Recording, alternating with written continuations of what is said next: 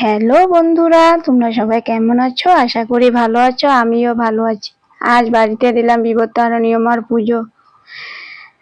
বাড়িতে অনেক কাজ ছিল, আজ তাই ভিডিও শুট করতে পারিনি, তাই পুজোটাই তোমাদের সাথে শেয়ার করলাম।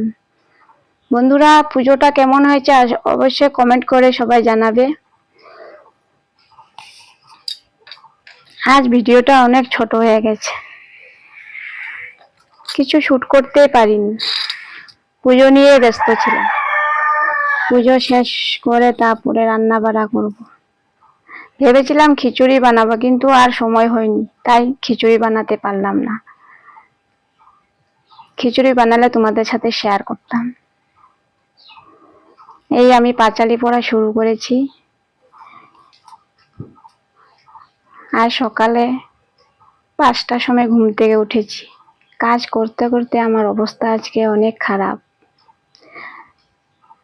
পাড়ার মানুষ বলেছি পুজোতে আসার জন্য।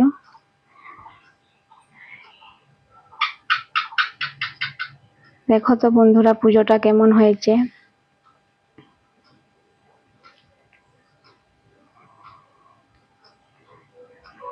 অনেক কষ্ট করে ভিডিও করি, তাই প্লিজ সাবস্ক্রাইব করো সবাই, আমার পাশে থেকো, আমাকে সাপোর্ট করো, লাইক করো, কমেন্ট করো। আমার যদি কিছু ভুল হয়ে থাকে তোমরা আমাকে কমেন্টে জানাও, আমি অবশ্যই সেই ভুলটা সংশোধন করব। আমাকে সাপোর্ট করো সবাই, আমার ভিডিও দেখো।